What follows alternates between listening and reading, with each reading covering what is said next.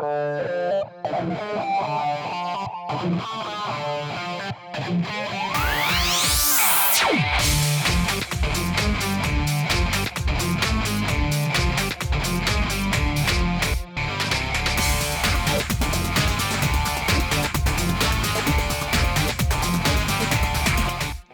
here we have the object mode for the mermaid scales.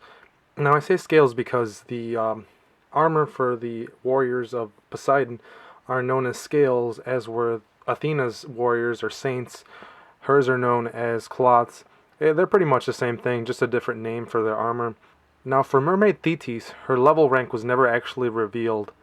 Now from her fighting level, when compared to the Silver Saints, is comparable, so that's why it's assumed that she is kind of like the Silver Saint of the Sea Generals. Now this object mode looks really beautiful. Unlike Eagle Marin and Ophiuchus Shina's armors, which were very minimalistic, this has a lot of presence. The armors for the other two were small, and thus they only had small object modes, which are kind of dinky and not really that cool looking. But this thing looks great. The pink on the light purple metallic, those two colors go really well, and it's very impressive in size. Now, the cloth does not compose all of the object mode. A lot of this is the frame. Like, for example, a lot of the tail of the mermaid is composed of just the frame of the body, although a couple of the pieces of armor, the leg armor, actually do go on there, but it's a lot of just the frame itself. But nonetheless, this thing looks really great.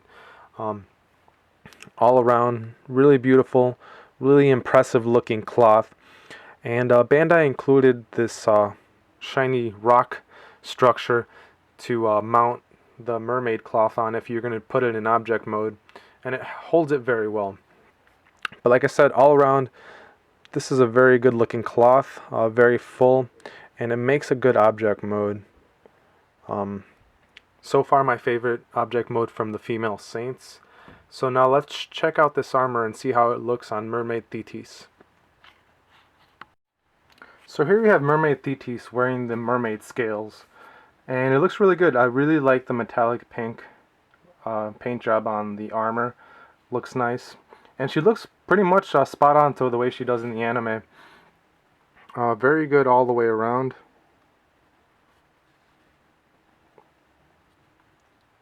Very nicely done figure on the most part, at least in terms of looks. So now that we've kind of admired how she looks, I wanted to mention the major issue with the fit of this cloth. Now the leg armor is composed of 3 different pieces. You have the main piece, which is made of die-cast, and then the plastic flared piece on the top, and then a plastic piece on the bottom. And these fit pretty okay together. Sometimes you do get some seams showing, and that's really the least of the issues with the leg armor.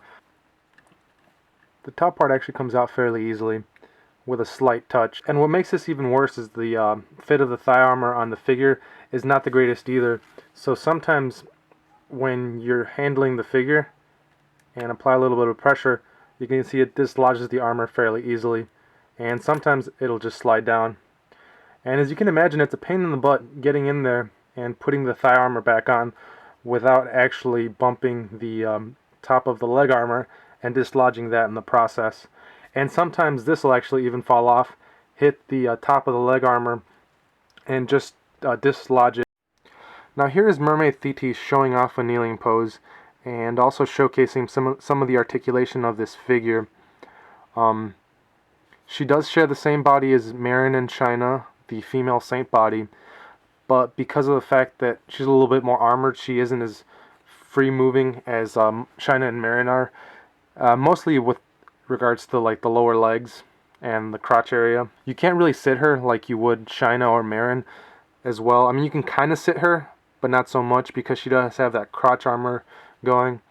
And also I wanted to mention that her foot, the little tip, which usually on a lot of the other St. Cloth myth figures is able to move a lot more forward and even do like a 90-degree almost, which usually facilitates doing a kneeling pose. With her, you can't do it so much. it's pretty much either going to be straight or semi-straight, which I have. I mean, it's only slightly bent on this figure, but she can do a good kneeling pose, and she's got a lot of good articulation.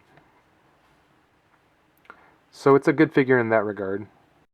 Now, one really neat thing about this figure is that the hair pieces for the front of the figure, the ones that drape over the armor, are actually kind of new in the line. They've never been done this way.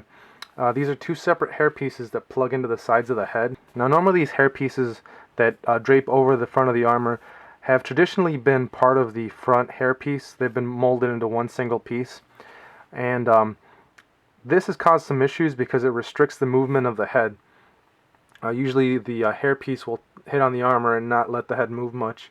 Now with this, you have the freedom of being able to move each hair piece individually. And so then you can actually clear the shoulder armor, so you get some more movement in the head.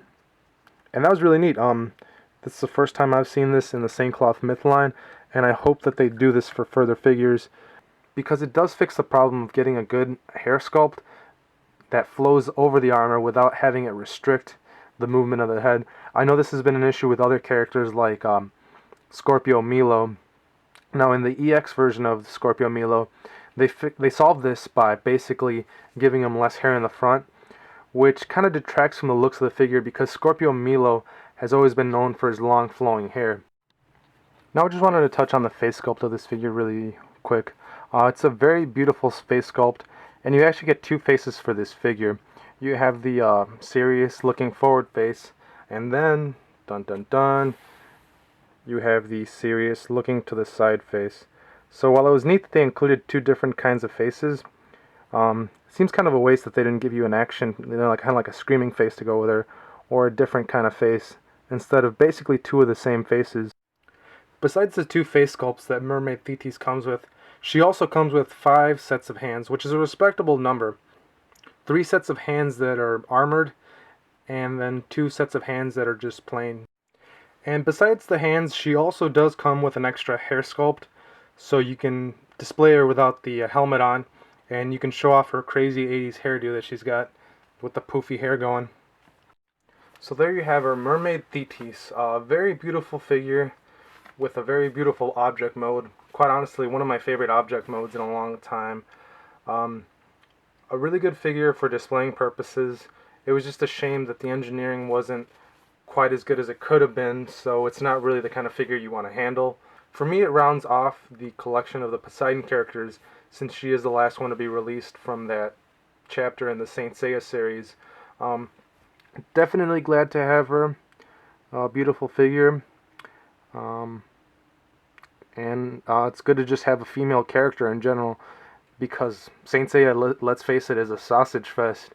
And she's one of the few female characters and one of the few female warriors in the series. And Bandai has done her justice for the most part. So thank you guys for joining me. This has been another Sentai Seiya review. I'm Luis, and I will see you guys around.